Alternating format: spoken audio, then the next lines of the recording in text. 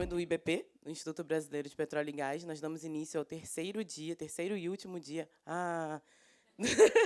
do nosso ESG Energy Forum. Para começar, então, a nossa sessão Litigância Climática na pauta ISD das empresas, eu convido o nosso moderador, o senhor André Luiz Campos de Andrade, diretor do Departamento de Apoio ao Conselho Nacional de Clima e de Mudança do Clima e do Comitê Interministerial sobre o Clima, da Secretaria Nacional de Mudança Climática do Ministério do Meio Ambiente. Bem-vindo.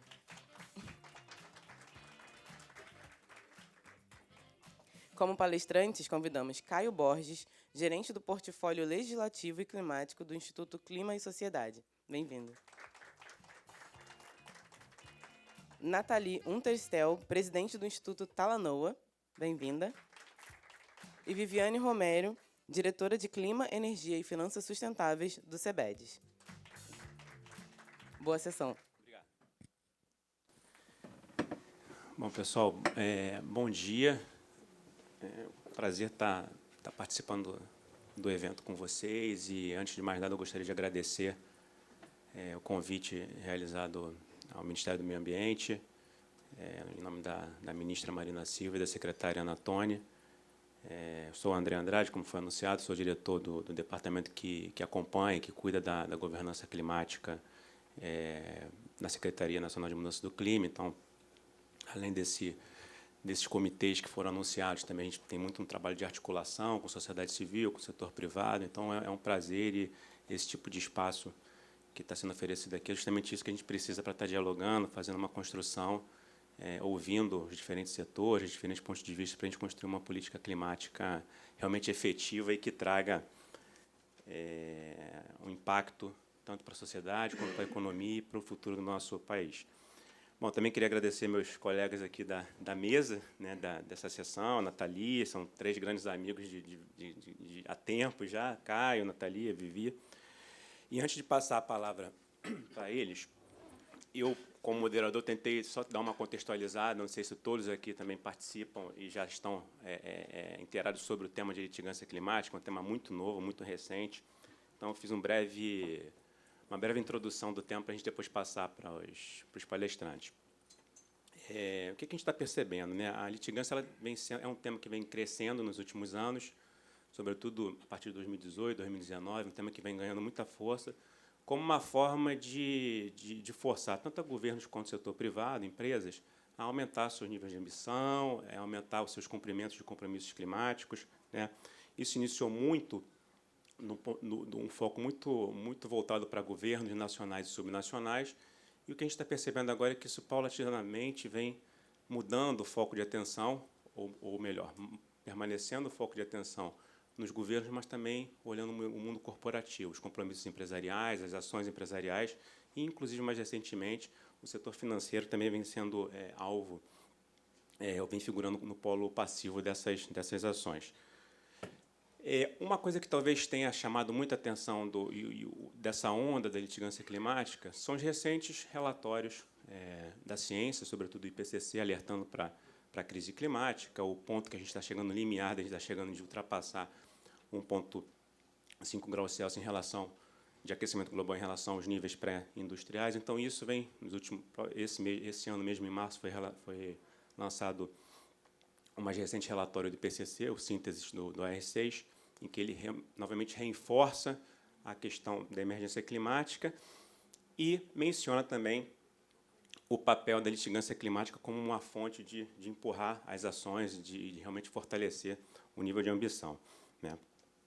Acho que também, nos últimos anos, alguns movimentos negacionistas por parte de alguns governos também acabaram que reforçaram um pouco esse movimento de litigância, assim como também uma crescente onda de greenwashing, que isso vem sendo reportado em vários escândalos que já aconteceram recentemente na Europa, nos Estados Unidos. Então, isso também vem reforçando, talvez, o tema da litigância climática.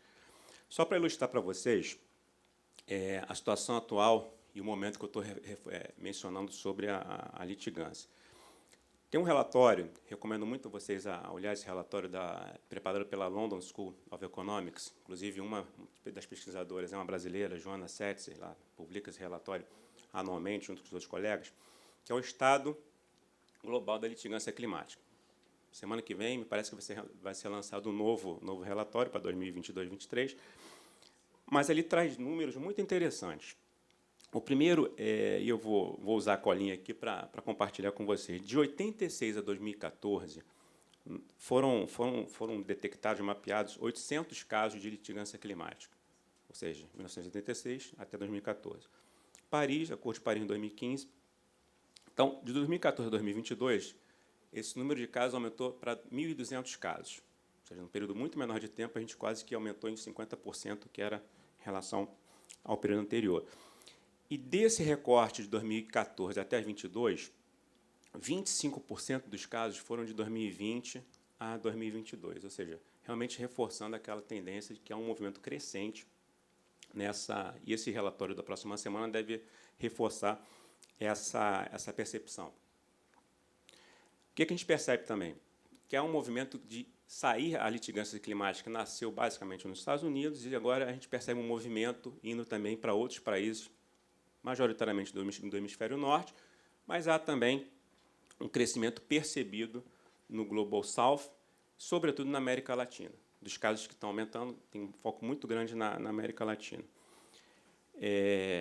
Um outro ponto também que é interessante é que mais de 50%, segundo esse relatório, das decisões das cortes em relação às ações têm sido favoráveis aos demandantes, ou seja, aos que estão litigando, aos que estão pleiteando a ação na justiça. Então, isso reforça realmente que vem funcionando essa estratégia de usar a litigância climática como uma forma de aumentar a ambição, tanto de governos como também do setor privado.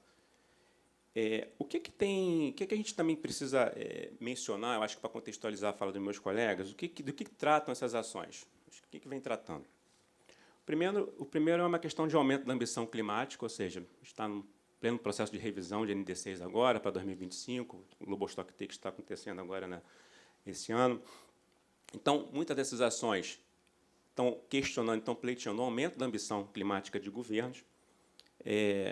Parte delas também vem discutindo a questão de proteção a direitos humanos, transição justa, uma participação mais dialogada na construção de políticas públicas, de políticas climáticas com a sociedade civil, com setores privados. Então, isso também vem aparecendo nas ações.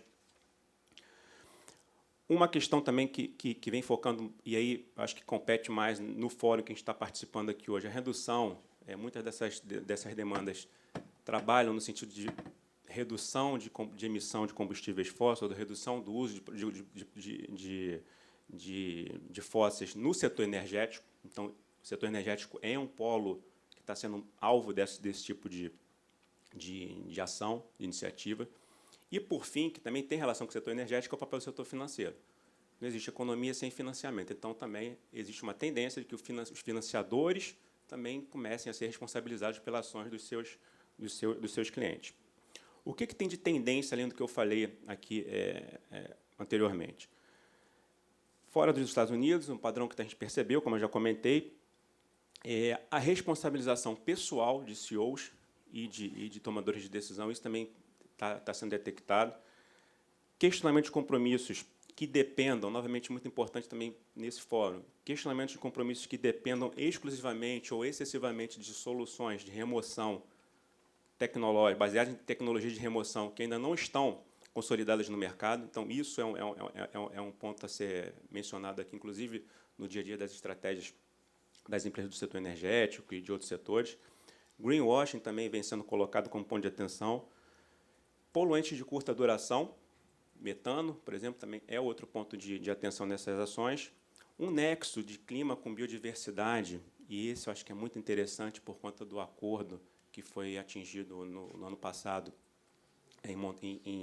sobre biodiversidade, a Convenção que criou o novo Marco Global de Biodiversidade. Eu acho que esse nexo clima-biodiversidade, inclusive no governo, fazendo parênteses, também vem sendo demandado a procurar cada dia mais tentar integrar essas duas linhas de política pública, e uma discussão de perdas e danos também, que existe uma discussão muito forte no âmbito da UNFCCC, inclusive de financiamento de perdas e danos para os países que já estão sendo atingidos, como é que a gente vai equacionar isso, tanto nas negociações internacionais, mas também no nível de país. Então, isso é um outro ponto a ser colocado. Tudo isso Resumindo, preciso fazer citar as fontes, esse relatório. Sugiro a vocês, novamente, acessarem um relatório muito rico, com base de dados extensiva, e que chama atenção para muitos pontos que, inclusive, eu acho que precisam balizar tanto a estratégia de governo, tanto no meu dia a dia lá no Ministério do Meio Ambiente, com meus colegas dos outros ministérios, mas também no nível decisório de vocês, nos planejamentos estratégicos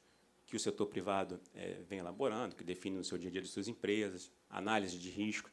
E para tentar agora aprofundar um pouquinho mais esse tema que eu coloquei aqui, eu queria convidar meus colegas. Vou iniciar, a gente fez uma divisão aqui de trabalho. Vou pedir para o Caio, em 15 minutos, dar um panorama dos aspectos internacionais, ou seja, como é que está a experiência internacional em relação à litigância climática, Caio.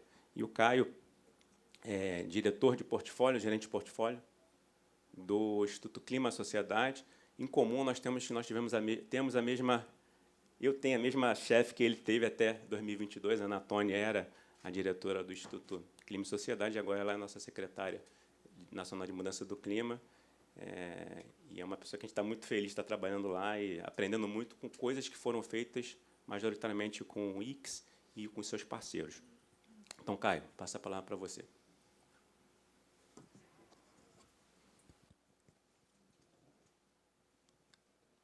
Alô? Pronto, tá ligado. Bom dia, obrigado, André. E, em nome do ICS, eu agradeço o convite do IBP para que a gente faça parte desse painel. Queria também parabenizar a organização do evento, tantas mesas interessantes. Gostaria de ter ficado aqui os 3 dias acompanhando todas as discussões. Então, como o André falou, eu queria trazer aqui um pouco desse panorama mais internacional e depois, no final, aterrissar um pouquinho o que é que eu acho que esse panorama internacional diz sobre quais podem ser as tendências da litigância climática aqui no Brasil. E, como é, né, um fórum de energia, então eu vou focar principalmente em como que a litigância climática tem contribuído para a transição energética. Se a gente for pegar a pauta ESG mais ampla, outros setores econômicos também estão sendo acionados por meio de litígios climáticos. Então, não é algo exclusivo do setor de combustíveis fósseis, do setor energético. A gente vê hoje empresas de vários setores econômicos, e o relatório da London School of Economics tem apontado também essa diversificação. Então, do ponto de vista, né, de que é uma agenda ESG, sim, é possível identificar aqui existe, mas para trazer, né, para um setor mais específico, eu vou me focar somente em relação a como que essas ações têm sido mobilizadas em relação à indústria de combustíveis fósseis. O André já antecipou, então eu ia começar só dando essa introdução sobre o que são litígios climáticos, mas já que já foi conceituado aqui, eu já pulo para a próxima etapa, né? Então, uma pergunta que na discussão global tem se feito muito é como que esses litígios climáticos eles impactam efetivamente decisões tanto de políticas públicas como decisões corporativas. E, ainda assim, é um fenômeno recente, mesmo, né, que no Brasil ainda mais recente. Então, estudos, né, análises sobre como que essa judicialização do clima ela tem, de fato, impactado em políticas tanto estatais como corporativas. Mas existem já algumas possíveis, algumas identificações de impactos. Em relação, o próprio IPCC já reconheceu que, em relação aos estados, essas ações climáticas elas têm impactado na governança e na ambição climática, como o André mencionou. E ela tem o que eu chamo de um impacto regulatório. Então, se a gente pensa, né, até pouco tempo atrás, um juiz ele nunca, né, tinha ouvido falar ou tinha que decidir sobre algum tema relacionado à mudança do clima.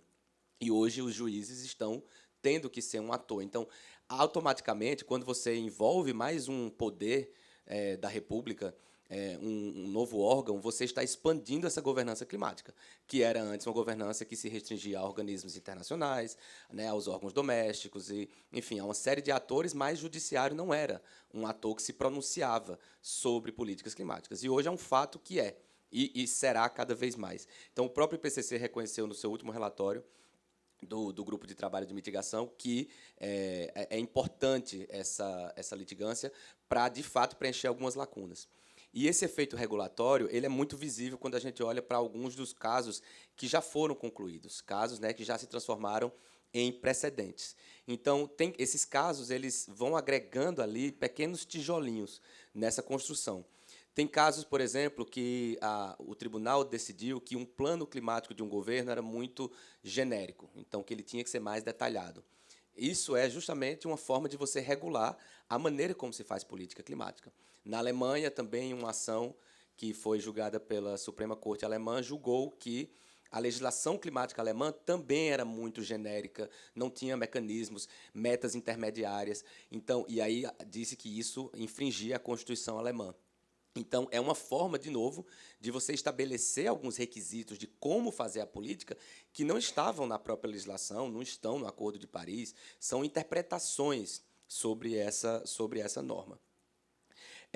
Já tem estudos que têm mostrado impactos econômicos também dos litígios climáticos. Há um recente estudo, eu acho que até assinado pela Joana também, mostrou que as ações das empresas que são, né, alvo desses litígios, elas tendem a ter uma queda, mesmo que depois possam reverter essa queda, mas impacta, sim, no movimento ali do mercado de valores mobiliários, então tem um impacto econômico também.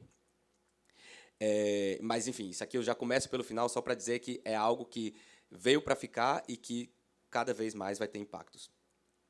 Mais especificamente, o que é que essas ações tratam quando a gente fala de transição energética? Então, como é que, de alguma forma, esses litígios climáticos eles estão contribuindo para essa descarbonização do setor energético? E, como o André mencionou, o setor energético ainda é o mais acionado, quando a gente pensa em relação a outros setores da indústria. E aqui vale dizer que os litígios climáticos eles podem ter impacto tanto de maneira direta, quando eu falo direto quando se ingressa com ação contra uma empresa, né, uma corporação do setor, mas mesmo litígios que não estão diretamente envolvendo um determinado ator corporativo, são litígios em face do Estado, elas podem ter repercussão muito clara e muito direta sobre as decisões, sobre planos, né, corporativos.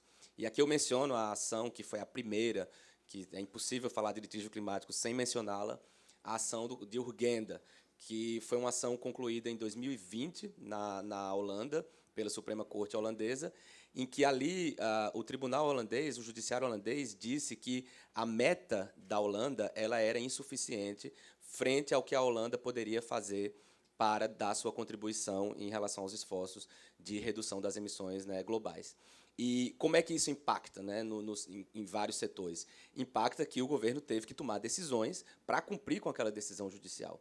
Então, acelerou um pouco o descomissionamento de usinas térmicas e uma série de outras decisões, né, fomentos e incentivos, por exemplo, a uma maior eficiência térmica nas casas. Enfim, foi adotado ali um pacote legislativo e de políticas públicas para, né, cumprir com aquela decisão judicial. Então, isso é um exemplo muito claro. Da mesma forma que na ação que também envolveu o Estado alemão, embora a Suprema Corte alemã não tenha dado esse mesmo passo de definir, né, que você deveria aumentar a meta de tanto para tanto, depois do julgamento, imediatamente depois, o governo alemão aumentou a meta de 55% para 65% de redução das emissões. E mesmo com toda essa crise que está acontecendo agora, eu acho que essa decisão ela foi importante na maneira como o governo lidou com a questão do descomissionamento e phasing out do carvão em meio à guerra da Ucrânia. Então, tinha lá uma decisão judicial que teve que ser levada em conta para o governo reverter uma política que estava em curso, mas que se tornou mais sensível. Você me diz aí o tempo, acho que ainda está, né? Quando chegar perto, podem dar o sinal. Acho que mais uns 2 minutinhos aí para você fechar. Perfeito. E quais são os tipos de ações? Aqui a gente poderia ficar, né, tem muitas ações, eu vou trazer só alguns exemplos e dividir em 2 blocos, 2 tipos de ações que a gente tem visto e que estão aí como tendências. Primeiro, eu acho que é um tema que deve ter sido bastante discutido aqui nesse fórum, é a questão do greenwashing. Greenwashing, que é esse conceito muito amplo, muito diversificado, mas que, no geral, envolve práticas de divulgação do desempenho ambiental que não corresponderiam à realidade ou que estariam maculadas por outros vícios, como, né, ser uma informação incompleta, ambígua, inconsistente, por aí vai.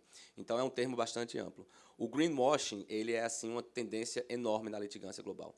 Tem casos na Austrália, no Reino Unido, na Alemanha, na Holanda, em que os anúncios realizados por empresas estão sendo questionados e algumas decisões já foram tomadas obrigando determinadas propagandas e anúncios a serem retirados. Então, recentemente, a Advertising Standards Authority, no Reino Unido, obrigou a Shell a retirar um anúncio que dizia que os clientes poderiam dirigir carros neutros em carbono. Então, foi encontrada ali uma violação ao código lá de publicidade do Reino Unido. Da mesma forma que um regulador que tem sido muito, muito proativo nessa área, a CVM da Austrália, também resolveu tomar medidas contra uma empresa de gás, porque ela estava ali dizendo que o seu gás era verde, era de baixo carbono, e o regulador não encontrou evidências e substâncias para basear e fundamentar aquele claim, né, aquele anúncio. E aí o segundo bloco, e o último que eu trago aqui para ilustrar essa tendência, e aí são casos, inclusive, eu acho que mais complexos, mas também não menos impactantes, são os casos que vão ali realmente no core, né, no âmago da questão, que é a ambição. E o caso clássico também, o principal, é um que ainda está em andamento, não foi concluído, já teve uma decisão de primeira instância, na Holanda, agora em face da Shell. Então, um grupo de organizações e de indivíduos levou a Shell ao judiciário holandês, alegando que ela deveria fazer mais para reduzir suas emissões. E, na primeira decisão, o tribunal holandês disse que a Shell tinha uma obrigação de reduzir em 45% suas emissões de escopo 1 e escopo 2. E aqui, 3 aspectos que eu acho fundamentais para a gente trazer dessa primeira decisão judicial. Primeiro, como se chegou a esses 45%? Pela ciência. Então, o relatório do orçamento de carbono do IPCC foi a base da justiça holandesa para dizer os atores corporativos também têm que alinhar suas metas corporativas com a ciência climática. Então, essa é uma decisão muito importante, porque traz essa legitimidade da ciência como fundamento para se definir metas corporativas. Segundo, acho que é bem importante dizer que a Corte ela refutou vários argumentos de defesa. Argumentos do tipo, né, se eu sair desse mercado, vai entrar alguém, isso não foi aceito, porque as obrigações elas são intransferíveis, são individuais, então, assim, você está sendo processado, eu vou aqui dizer qual é a sua obrigação. Se alguém vier a ser processado, eu também vou dizer qual é a obrigação desse novo. Então, esse argumento de se eu saio, vai haver uma substituição perfeita, não foi levado em conta. E, por fim, também não foi levado em conta argumentos do tipo existe um sistema de comércio de emissões, é o governo quem define qual é a meta, né, metas setoriais, porque a Corte entendeu, de novo, que o que está em jogo ali são possíveis violações a direitos fundamentais, o que legitima a intervenção do judiciário nesses casos. Então, eu acho que esses casos eles ilustram uma nova forma, uma nova racionalidade de interpretar normas, de acomodar, né, quem é responsável por decidir o quê, e uma tendência, que eu acho que é irreversível, do judiciário de encontrar um lugar ali para achar também uma forma de influenciar nessa política climática a partir de uma perspectiva jurídica. Então, eu acho que esse é um fenômeno e que, no Brasil, a gente vai ver, eu acho que isso crescendo, porque a gente tem, para arrematar, já alguns precedentes, inclusive da Suprema Corte do Brasil, que reconhecem a emergência climática, reconhecem a crise climática. E eu acho que esses precedentes, eles dão também, já assentaram que o judiciário brasileiro é um locus de discussão de política climática, com a mudança do contexto político, como o André falou. Eu acho que vai haver uma maior atenção para a ambição e menos para a omissão, que foi o que aconteceu nesses últimos 4 anos. E isso eu acho que é um sinal de alerta, né, para todo mundo que tem que olhar para como construir e implementar essas metas. Caio, muito obrigado primeiro por cumprir o tempo e por essa explanação. Bom, como vocês viram, a gente tem uma série de desafios e aí a gente usa esse espaço também não só para falar das empresas, como para o governo. Ou seja, como é que o governo pode e as empresas podem se antecipar a esse tipo de movimento baseado nas experiências. E aí, para a gente levar aqui um pouquinho, trazer um pouquinho para o nosso contexto doméstico, eu vou começar com a Viviane Romero, perguntando, Vivi, como é que, baseado em toda essa experiência que Caio acabou de passar, e também do conhecimento que a gente está tendo sobre a litigância em outros países, como que as empresas brasileiras, e você, do ponto de vista do CEBED, você acha que consegue passar esse panorama para a gente, como que as empresas estão se preparando dentro dos seus processos, das suas discussões, das suas relações com os stakeholders, para esse cenário de litigância climática que, eu diria, se avizinha também ao Brasil, sobretudo se a gente observar a tendência que está vindo para a América do Sul e para o Sul global. Ótimo. Por favor. Obrigada, André. Bom dia a todas e todos. Uma honra estar aqui. Cumprimentar também meus colegas, amigos de longa data aí do Mundinho Climático e agradecer também ao convite do IBP, essa importante iniciativa. Eu acho que só o fato de a gente ter um painel, né, sobre litigância climática e um fórum como esse já é uma sinalização da importância dessa agenda, né, que ela vem recebendo nos últimos anos. Eu sou Viviane Romero, trabalho no Conselho Empresarial Brasileiro para o Desenvolvimento Sustentável, SEBEDS, dirigindo a área de Clima, Energia e Finanças Sustentáveis. Bom, antes de entrar especificamente no ponto do que as empresas vêm fazendo, eu acho que tem um contexto mais amplo na política climática, na política pública do Brasil, e que já foi, de certa forma, mencionada aqui previamente, mas só para reforçar, que é como esse tema está sendo internalizado também como uma estratégia de governança. Se a gente pensar num modo de governança policêntrica, a gente vê o fortalecimento dessa agenda climática nos fóruns e multilateralismo, né? Então, nos acordos globais, internacionais, o engajamento dos atores regionais e, por fim, com governos subnacionais, numa governança também multinível, né? Então, o fortalecimento dos atores, dos governos subnacionais, do setor privado, na sociedade civil, na atuação da política climática no Brasil.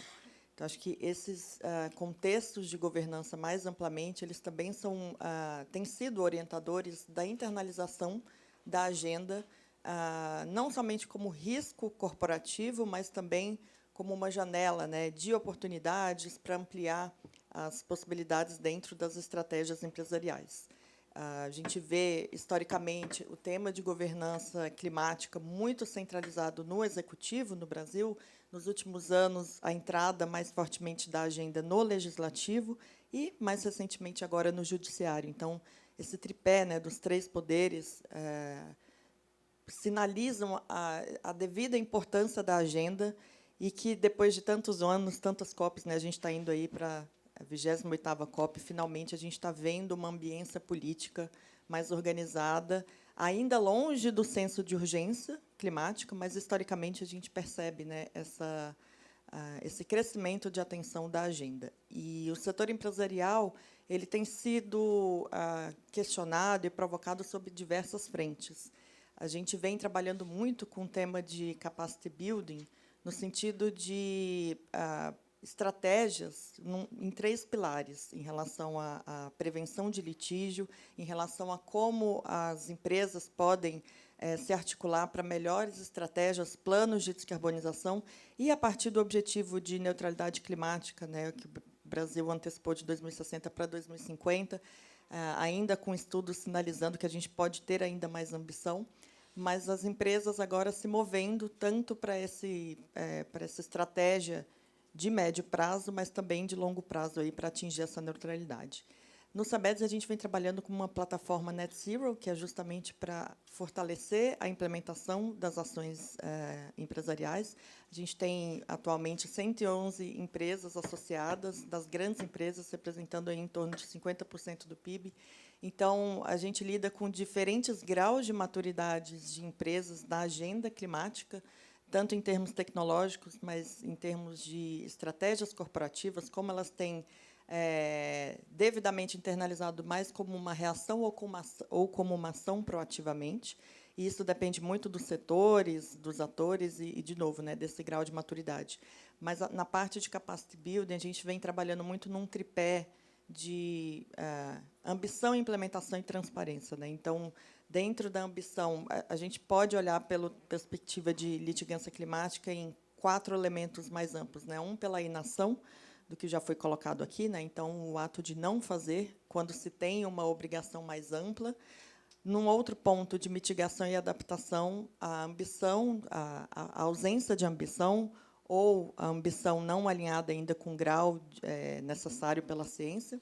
E aí a gente tem a iniciativa, né, das metas baseadas na ciência, a gente vem fortalecendo a inserção de mais empresas a esse movimento, a essa iniciativa, mas mais do que, ou é tão importante quanto ter uma meta alinhada com a ciência e em níveis de ambição, é fortalecer o grau de implementação dessas metas.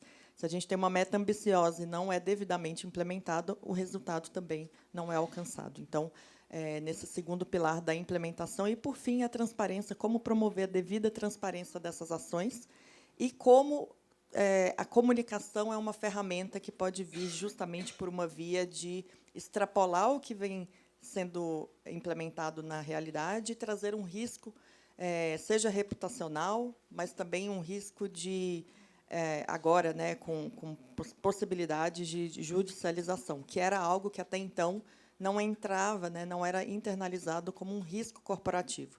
Então, a gente vê uma primeira onda da litigância climática no Brasil, no setor empresarial, sobre uma perspectiva, num primeiro momento, mais midiática, com uma questão mais reputacional. Ela vem crescendo, principalmente nas grandes empresas, ainda que algumas grandes empresas estejam fazendo, né, o seu devido curso aí para a descarbonização, em detrimento a outras pequenas e médias empresas, mas o alvo tem sido efetivamente nas maiores, né, nas grandes, de grande porte. E uma segunda onda que ainda está em transição, em curso, que é para além do risco reputacional, para além do risco de visibilidade midiática, que é justamente o valor agregado a esses ativos, né, ao risco que está sendo colocado aí para conselhos de administração, a responsabilidade civil que vai chegando frente, né, a essa agenda. O direito de mudanças climáticas ele é relativamente novo, né, a questão sendo judicializada, então ainda há um curso. E, ao passo em que vai se criando jurisprudências, né, decisões reiteradas nos tribunais, a tendência é que essas estratégias de litigância elas se tornem ainda mais robustas. Então, se, num primeiro momento, numa primeira onda, esse risco ele ainda é muito reputacional, midiático, numa segunda onda ainda mais fortalecida, a litigância ela vai cada vez mais entrando como esse risco eminente, né, intangível. E, por fim, um elemento ainda maior que vem da demanda, da pressão do consumidor, da sociedade civil, né, pelo walk the talk, então, cumprir, de fato, o que se está pregando. E a gente vem vendo isso muito no movimento em relação ao desmatamento também, né, o empoderamento, esse maior engajamento dos cidadãos, do consumidor. Como eu tinha mencionado, esse ciclo de governança com um maior fortalecimento dos governos subnacionais, setor privado e sociedade civil, há um maior empoderamento também para que essa cobrança, essa demanda seja feita de uma maneira mais ampla e que chegue isso, de fato, né, como uma discussão para a estratégia corporativa. No CBEDS, a gente participa de alguns fóruns, dentre eles o do Instituto Brasileiro de Governança Corporativa, o IBGC, o Chapter Zero, e a gente vê uma discussão da Climate Governance Initiative, justamente sobre como os conselhos de administração das grandes empresas vêm internalizando a agenda de clima e também olhando para esse movimento, preocupações com questões de greenwashing e uma preocupação de prevenção de litígio. A gente está fechando parcerias no CBEDS com escritórios de advocacia e com organizações de advogados que vêm estudando na base da pesquisa e ciência climáticas, justamente para poder assessorar mais fortemente agora como uma estratégia a partir de então, né, principalmente aí olhando para a rota COP30 no Brasil, o que a gente consegue criar de ambiência para fortalecer, na verdade, essa ambiência política e estratégia corporativa das empresas para, de fato, fortalecer essa narrativa e fortalecer a implementação das medidas de descarbonização. A gente sabe que tem aí um holofote muito grande no Brasil e até fazendo uma relação aqui com o setor energético, cujo é um dos setores alvo globalmente em relação à litigância climática. No Brasil, a gente vê um perfil muito diferente em termos de emissão de gás de efeito estufa. Então, um olhar também de como essa agenda de litigância ela pode ser mais e mais estratégica para a gente pensar, né, na questão mais ampla do desmatamento, para medidas adicionais que vão além do comando e controle, o escopo 3, né, olhar toda a cadeia de engajamento do setor agropecuária. A gente já vê alguns casos de possibilidade de judicialização de pecuaristas, de uma relação muito direta com o desmatamento. Então, essas ferramentas e instrumentos regulatórios que vão indo para além do comando e controle, que vão contribuindo para que essa questão vá muito mais além de uma política efetiva, que a gente precisa urgentemente, né, esse combate ao desmatamento via comando e controle, mas, de fato, o engajamento das cadeias de fornecedores. Então, acho que a litigância climática ela traz como um instrumento de governança muito amplo para a gente poder atuar sobre as diferentes frentes de estratégias corporativas, seja pela dor ou pelo amor, como se diz, né, que as empresas, de fato, avancem nos seus planos de descarbonização. Bom, eu acho que eu já passei aqui um pouquinho do tempo, mas só para dizer que a gente está olhando muito também nesse sentido de COP30, enfim, esse roadmap. A gente tem G20 no Brasil ano que vem, então, como trazer esse holofote de greenwashing e de litigância para uma janela de oportunidade muito mais de prevenção de litígio, mas de como sair dessa perspectiva de um risco climático com uma janela de oportunidade para, de fato, aumentar a produtividade das empresas com técnicas de baixo carbono, onde é possível fazer, de fato, essa transição para tecnologias mais eficientes. Então, a gente vê aí empresas do setor de combustível migrando também como empresas de energia, e o que a gente consegue promover para que, de fato, essa forma de estar sendo comunicado por trás recaia, de fato, sobre uma real implementação de um plano de transição e como as empresas podem reagir, né,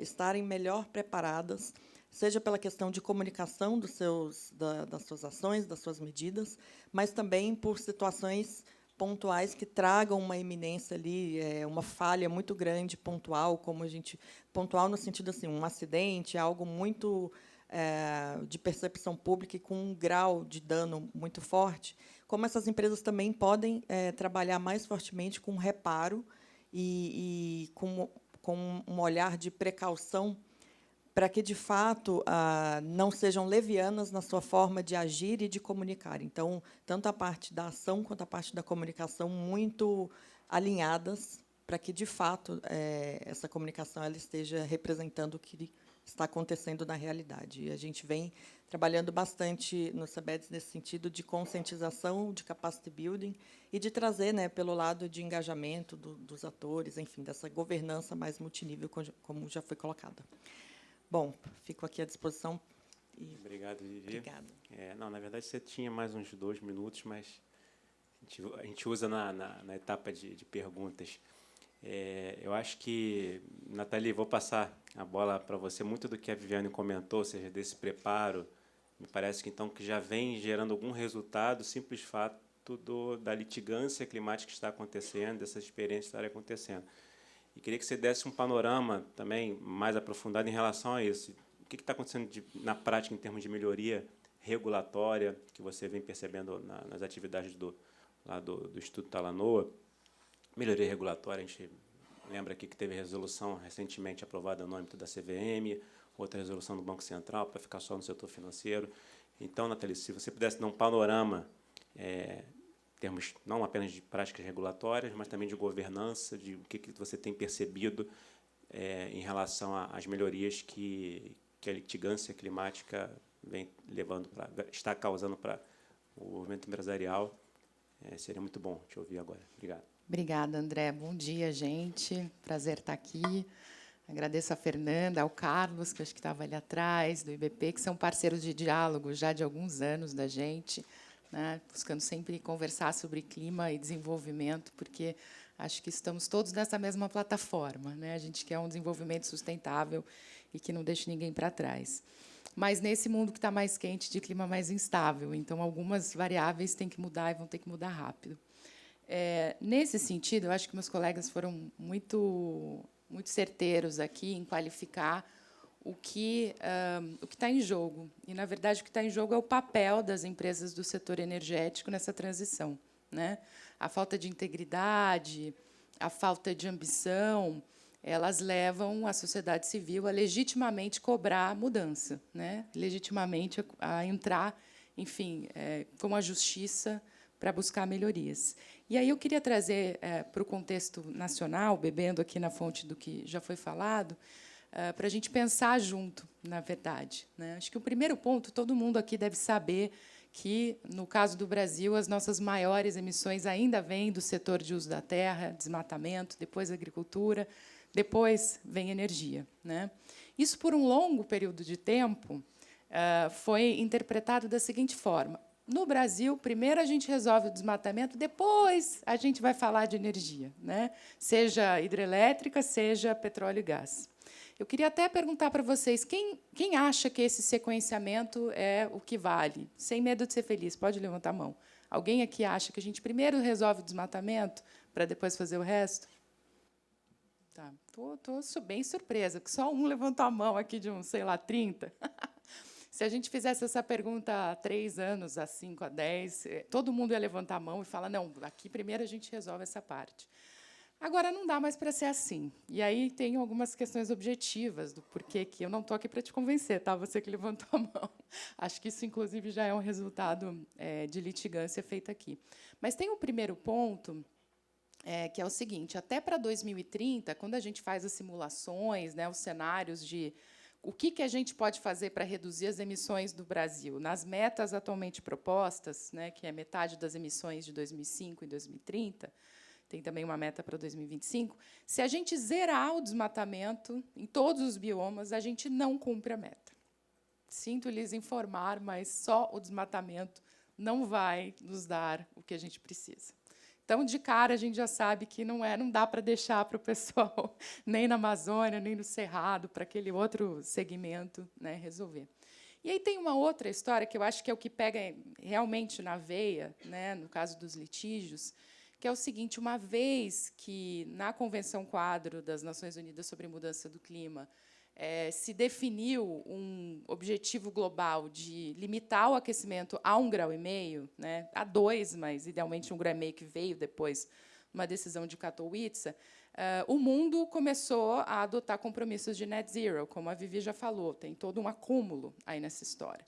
No caso do Brasil, numa NDC que foi, enfim, na NDC em vigor, né, na meta climática, enfim, contribuição nacionalmente determinada, NDC em inglês, que está em vigor, o Brasil colocou lá que vai, até 2050, reduzir, enfim, vai alcançar o estado de neutralidade climática, considerando todos os gases. Então, não estou falando aqui só de CO2, estou falando de metano, estou falando de tudo, né? Isso coloca pressão em todo mundo. Então, não dá para fazer primeiro o desmatamento e deixar os outros segmentos para depois. Não dá para considerar só os 2 maiores setores emissores, né? E aqui entra exatamente o setor de energia. E aqui estou falando de eletricidade e, enfim, outros usos, né? O transporte, enfim, os combustíveis em geral. A gente, ao colocar isso na nossa NDC, colocou um compromisso que está dado. Daqui é só mais ambição, né? Como a Vivi falou, tem estudos já que mostram, inclusive, que o Brasil pode alcançar esse estado antes de 2050. Mas é um baita desafio, né?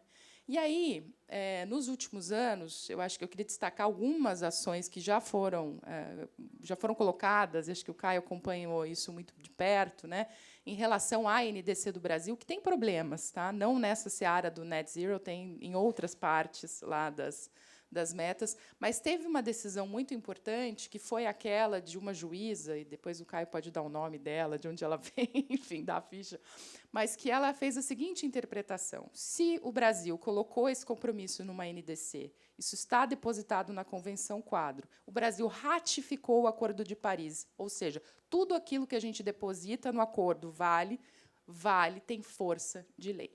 Então, a gente nem precisa de uma legislação hoje, quer dizer, se quiser, a gente confirma, né, viu, uma legislação, mas a gente já tem isso dado. Então, todos os elementos da economia, todas as empresas, enfim, todos os agentes econômicos estão sujeitos a isso, né? O Brasil ainda não definiu, e eu queria aqui trazer uma coisa que a gente tem trabalhado bastante e acha muito interessante, outros países estão fazendo regulações para esse compromisso de net zero. Então, o Reino Unido foi o primeiro, depois veio o Canadá, agora a Austrália, assim que trocou o governo, adotou uma regulação tá? Uma legislação e uma regulação para net zero, está criando uma autoridade para net zero agora. E a Suíça, talvez vocês tenham visto na semana passada, num referendo, adotou também a mesma questão. Então, está se criando uma regulação, de fato, para net zero, né? O que isso pode significar? E só um dado aqui que eu peguei da minha colinha, que eu tinha esquecido de falar. Há alguns anos, a gente, se não me engano, há 3 anos, a gente tinha 10% dos países que tinham compromissos net zero, tinham políticas de net zero. Agora já são 75%. O Brasil não está nesses 75%. André ajuda, tá? Mas tem um ponto aqui que é relevante, que à medida que o Brasil evoluir, porque vai ter que evoluir, é inevitável, vai ter que começar a fazer as regulações, né? Aí vai entrar uma coisa que o Caio falou, que é o greenwashing, quer dizer, as empresas que estiverem entrando na linha, né, buscando se alinhar a isso, elas vão ser cobradas em relação à integridade dos seus compromissos. Mas tem um outro problema que eu acho igualmente, ou talvez até mais grave, que é o que eu gosto de chamar de greenwashing, que são as empresas que prometem coisas para dizer que estão pensando no assunto, mas, na verdade, não vão fazer nada. E aí é um problema ainda mais grave, né? Porque não é só o gap de implementação, não é eu não vou fazer, eu vou demorar, vou atrasar, mas é a brecha de credibilidade, de fato, né? Então, você pode ter empresas que vão sair prometendo coisas maravilhosas, inclusive robustas, mas para 2079, sei lá, entendeu? Uma coisa assim, 2049 eu vou apagar as luzes, fechar minha empresa, nunca mais a gente vai fazer nada. Enfim, coisas que eu acho que eu estou brincando aqui com vocês, mas, obviamente, o assunto é muito sério, porque o que a gente está vendo é uma pressão, né, para que tenha entrega, para que os resultados sejam alcançados. E aqui tem uma dimensão de tempo que vem junto. Então, não é só, eu vou fazer em 2100. Não, 2100 estaremos todos fritos, né? A gente tem os relatórios recentes da Agência Internacional de Energia, e quem aqui é do setor, com certeza está lendo, falando que o setor de petróleo e gás tem o potencial de reduzir suas emissões em 60% ainda em 2030. Né, trabalhando com as suas operações, mexendo nas questões de metano, no flaring, enfim, tem 5 grandes ações lá a serem alcançadas. Então, sabendo disso, não dá para brincar de greenwashing. E isso é o que as cortes, eu acho que cada vez mais vão se interessar e vão dizer: a sua meta, empresa fulana, é insuficiente, a sua meta é insuficiente em relação ao tempo que a gente tem, né? Então, eu acho que a gente tem que ter bastante clareza sobre isso. Tem um outro aspecto que se tocou também aqui, acho que foi na fala do Caio, que é a ideia de usar os offsets, né, as compensações via créditos de carbono. Quando eu estava lendo esse relatório da IEA da semana passada, ou retrasada, que fala que esses 60% de redução de emissões no setor, globalmente, né, possíveis até 2030, não incluem offsets. Você faz com ações dentro do próprio setor. Então, se direciona uma visão de que, legal, quem quiser ganhar tempo, né, na verdade, pode ser perder tempo com a compensação, que o faça, mas tem que ser uma coisa marginal. A gente precisa de outros tipos de diretrizes aqui. E isso é delicado porque, obviamente, há hoje uma série de estratégias empresariais validadas por conselhos que estão buscando a neutralização máxima, né? Então, é o caso das empresas que estão buscando comprar créditos de carbono florestal, e eu apostaria... não dinheiro, mas eu poderia apostar com vocês que esse é um dos grandes nichos para depois da manhã da litigância climática aqui no Brasil e fora. Tá? Por N razões, a compensação por créditos de carbono florestal ela tem um grave problema de permanência, vocês sabem, então você pode compensar esse ano e no ano que vem, sei lá, pegar fogo, mesmo que você tenha plantado num... Enfim, tem vários problemas, não é o nosso tema principal aqui, mas eu chamo bastante atenção disso. Eu acho que não é para fazer, não é que o setor, principalmente de óleo e gás, não deva fazer contatos, estudar estratégias de compensação via créditos de offsets, mas tem uma questão de dose aqui. E eu acho que, quanto maior a dose, maior o risco, né, de sofrer, de ser questionado na justiça e sofrer aí consequências via litigância. Então, eu acho que a gente está num momento, no Brasil, obviamente, muito conectado com o que está acontecendo no resto do mundo, mas em que todas as emissões de todos os setores ainda estão crescendo, né?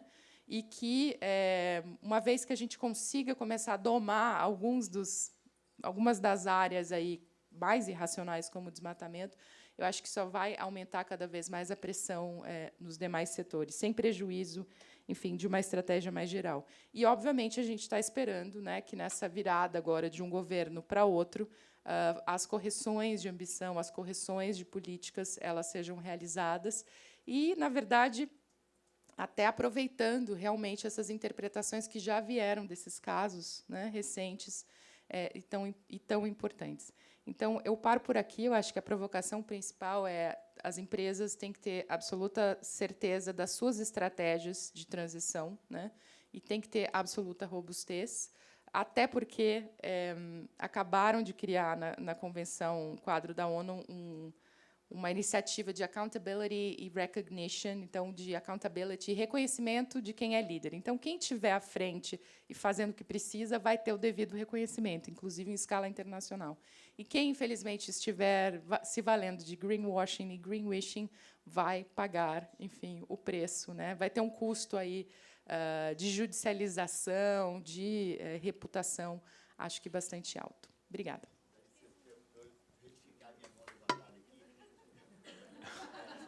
Não, fica tranquilo. Mudou Sem de medo ideia. de ser feliz.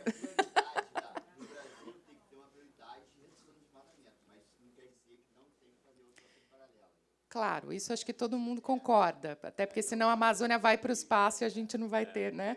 Mas sempre foi uma desculpa. Primeiro resolve o desmatamento, aí a gente fica aqui ganhando tempo. Acho que era esse o ponto. Que bom. Ótimo. Então, 100% aqui de convergência.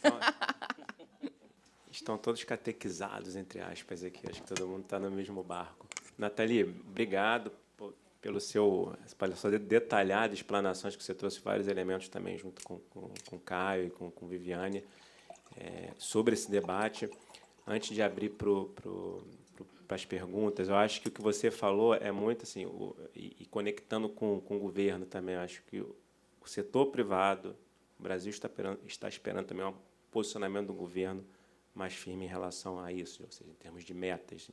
A gente não faz uma transição sem colocar checkpoints, sem colocar metas para longo prazo. A gente conecta o longo prazo com o curto prazo através desses pontos de controle, 2030, 2035, e isso também vale para a empresa. Eu costumo brincar para as empresas. Eu costumo até brincar que a gente não vai fazer um cavalo de pau na transição.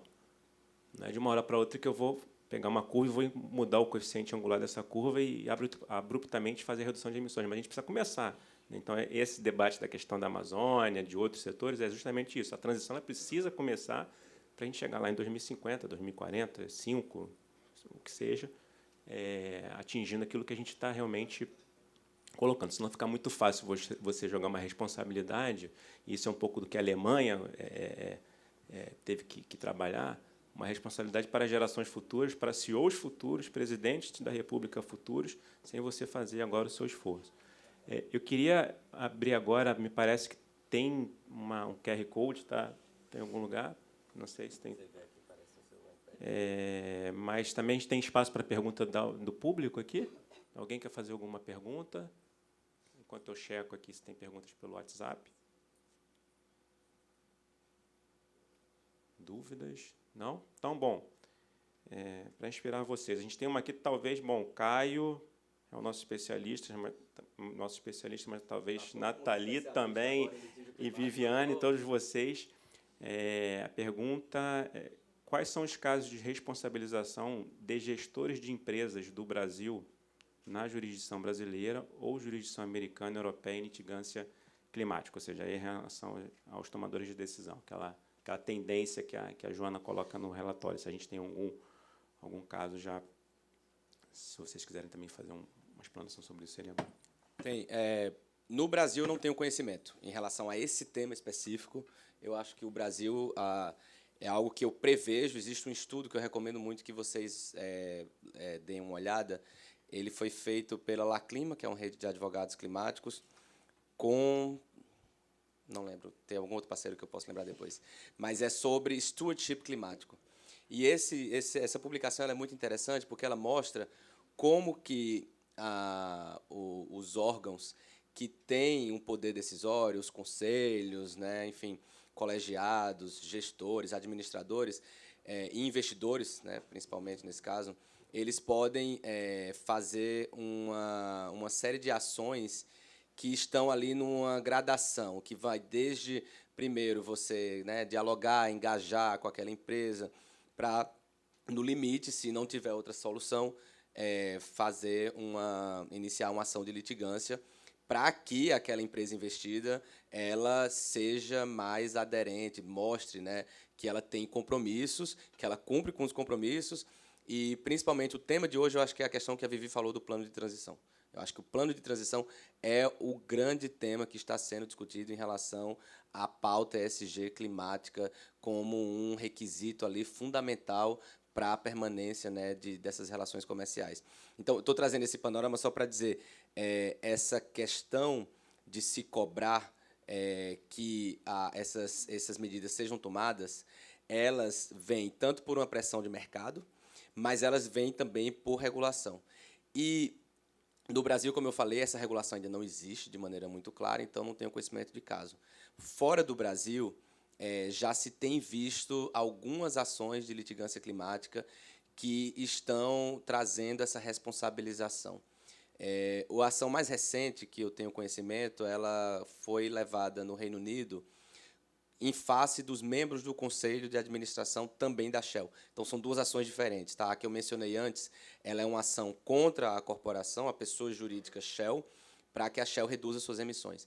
Depois dessa primeira decisão, que é uma decisão que é válida, e aqui um juridiquês, assim, uma decisão que, embora ainda esteja em fase recursal, ela é uma decisão que já tem que ser imediatamente cumprida. Então, a rigor, o que foi ordenado lá pela Justiça, reduza 45% das suas emissões de escopo 1 e 2, já deveria estar sendo cumprido.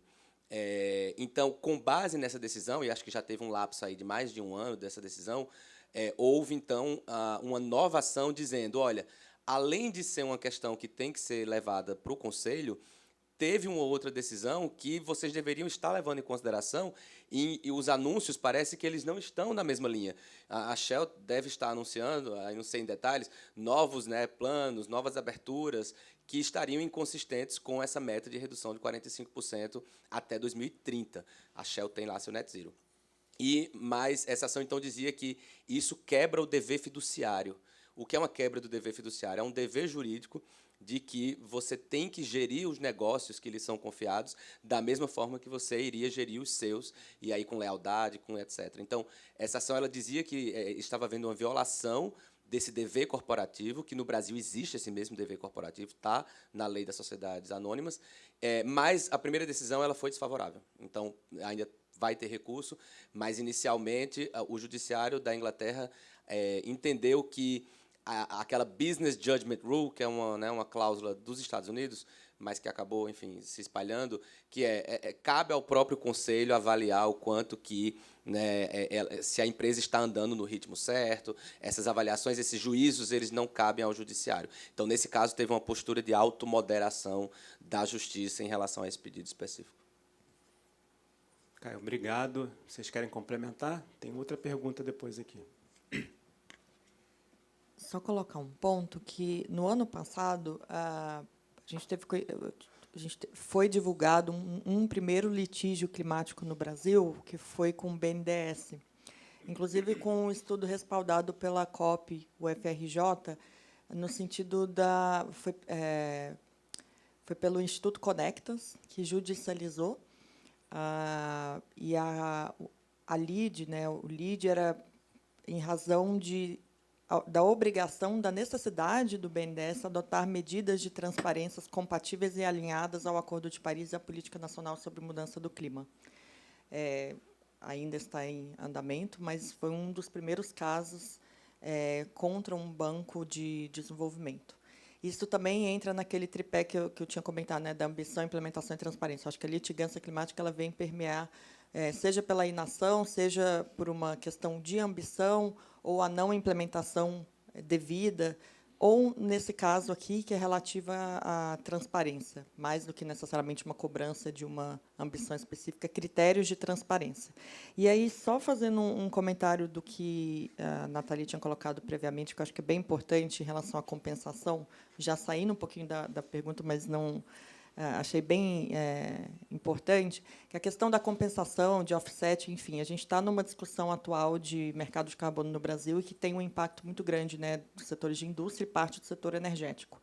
E, quando a gente pensa em medidas de compensação, um dos grandes estudos relativo ao mercado de carbono no Brasil é do PMR, a parceria, né, Partnership for Market Readiness, do Banco Mundial e Ministério da Fazenda, e que recomendava que um mercado de carbono deveria ter, no máximo, 20% de possibilidade de offsets, de uso de créditos de carbono. Isso porque deveria ser, o mercado deve ser um instrumento de transição para a descarbonização, efetivamente. E, na experiência global, isso é ainda menor, em torno de 10% na experiência de sistema de comércio de outros países, de sistema de comércio de emissão. Então, só para trazer essa importância também, né, de olhar para além da compensação, para além de offsets, porque, mesmo na possibilidade de uma regulamentação, né, de um mercado de carbono no Brasil, teria uma limitação aí já bem específica, e isso já seria considerado amplo, 20% já como um número bem abrangente, considerando a experiência internacional. Obrigado, Viviane. Bom, vou fazer passar uma última pergunta para vocês aqui. O nosso tempo já está esgotado. A pergunta é a seguinte: como vocês entendem o desenvolvimento das metas baseadas em ciência antes da plena compreensão da transição justa? Não estaremos perdendo a necessária visão local? Passo para vocês. Repetindo, então. Como vocês entendem o desenvolvimento das metas baseadas em ciência antes da plena compreensão da transição justa? Estaremos perdendo a necessária visão local? Não tem o nome da pessoa.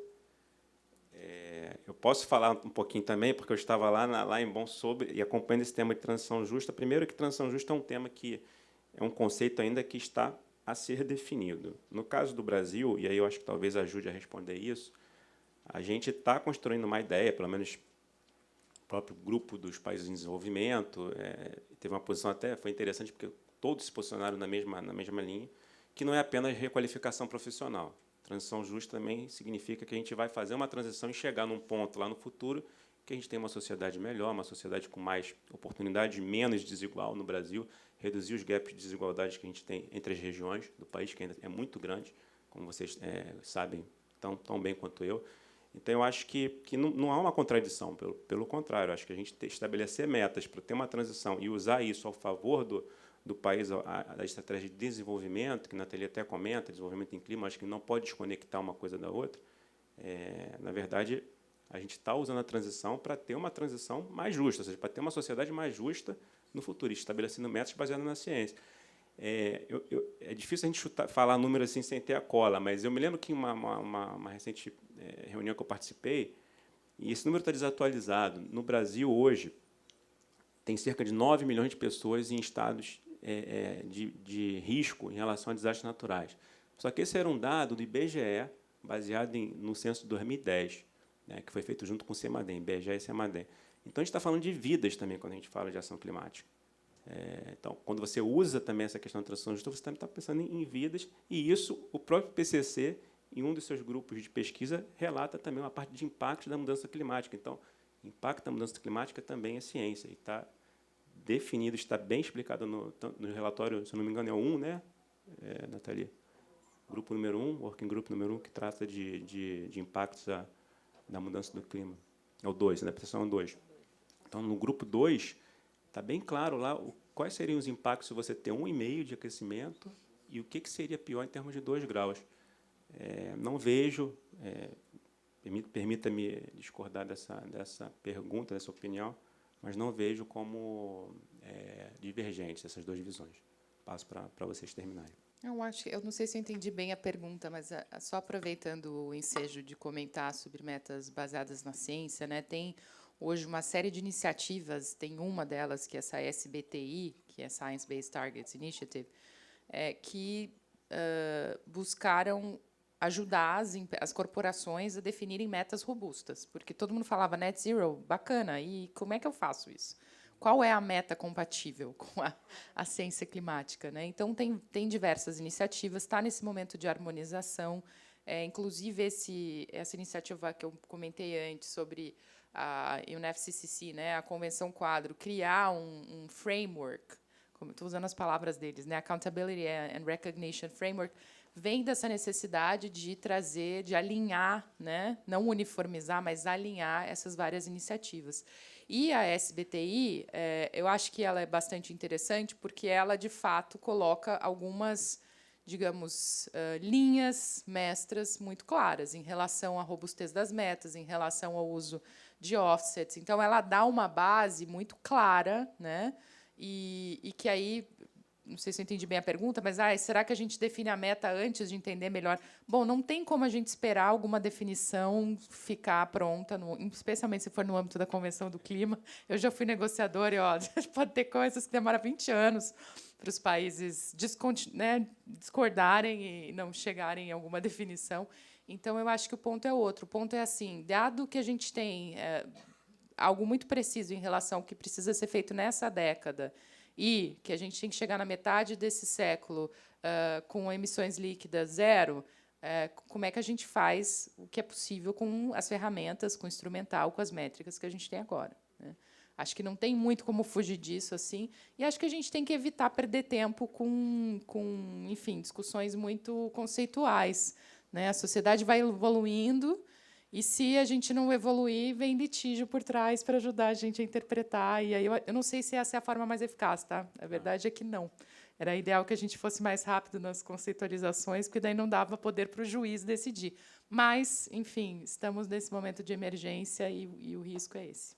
Obrigado, Nathalie, Vivi. E aí eu já peço também para vocês fazerem seus 30 segundos de agradecimento finais para a gente encerrar a sessão. Vivi. Obrigada, André. Só fazendo um comentário adicional aqui, acho que já foi colocado pela Nathalie, mas a urgência climática, acho que ela requer medidas concomitantes, e a gente também está crescendo, né? Tem uma curva de aprendizado, um grau de maturidade também, de preparo das partes, dos setores, enfim. E aí, só fazendo uma analogia com a Política Nacional sobre Mudança Climática, que estabelecia os planos setoriais de mitigação e adaptação, e a gente viu que, inicialmente, eles eram muito mais focados em mitigação, e, nos últimos anos, o tema de adaptação foi sendo mais internalizado. Então, embora seria principalmente mitigação e adaptação, historicamente, o tema sempre foi muito mais colocado em termos quantitativos de emissão de gás de efeito estufa, e essa curva de aprendizado nos últimos anos, essa mudança de governança mais multinível, policêntrica, que foi internalizando, né, que vem internalizando outros elementos, principalmente questão socioambiental, inclusive na integridade climática, quando a gente olha para créditos de carbono, que também já tem colocado a vertente social, né, dentre essa característica aí da integridade, salvaguarda socioambientais. Então, acho que é uma discussão que está evoluindo, não dá para a gente esperar uma coisa ou outra. O grau de implementação dessas metas baseadas na ciência, no que a ciência está sendo colocada naquele momento ali, ainda é baixo. Então, a gente tem que fortalecer essa implementação, mas, ao mesmo tempo, ir mudando, melhorando os critérios para colocar o que é ambição, né, para que a gente vá além da ambição em termos de gás de efeito estufa, de mitigação, mas que incorpore outros elementos para considerar a ambição. Já agradecendo pelo painel, eu acho que seria uníssono aqui a resposta à pergunta. Eu também não acho que são processos que um é condicionado ao outro. Estabelecer metas, garantir a integridade delas, garantir que elas sejam baseadas na ciência, porque, se isso não acontecer por bem, vai acontecer por mal, como a gente fala, né, de maneira mais coloquial. Também concordo com a Nathalie, assim, eu acho que a justiça é irreversível a participação dela, mas não é o ideal. Então, eu acho que achar que o litígio climático ele vai ser a ferramenta principal de governança climática é um erro, até um erro conceitual de como a política climática deve ser produzida, deve ser implementada. Mas também é um erro achar que o judiciário não tem um papel. Então, a gente vai ter que encontrar um meio termo aí. E aí aproveito o ensejo para dizer, o Brasil tem uma lei de transição energética justa, que foi aprovada, né, junto de alguma outra legislação sobre prorrogação de subsídios para carvão, e que está judicializada. Por quê? porque quando também se faz uma lei sem levar em consideração, né, requisitos de participação, sem levar, inclusive, em consideração que o conteúdo daquilo ali parece que está desalinhado com o que, de fato, a gente deveria caminhar para uma transição, parece que é muito mais uma legislação que legitima uma transição muito lenta, que não está em consonância, aquilo ali vai acabar parando no judiciário. Então, acho que transição justa é um tema relevantíssimo, tem que ter uma governança para isso, mas, como a Vivi coloca, ela entra como critérios de salvaguardas, ela tem que ser embutida nessa lógica de cumprimento de metas que não são só de uma empresa, é de setores e também o papel do governo. Então, os processos eles têm que se comunicar, mas um não pode ficar ali aguardando, né, definições em relação ao outro também não. Obrigado, Caio. Obrigado, Nathalie. Obrigado, Viviane. Nosso tempo está esgotado. Eu queria agradecer em nome dos meus colegas, em meu nome, a presença de todos aqui. Espero que vocês tenham desfrutado e tenham realmente aproveitado essa sessão, que foi muito interessante e de muito aprendizado para todos nós. E a gente fica à disposição nas nossas diferentes instituições aí para esse diálogo. Muito obrigado. Bom seminário para vocês.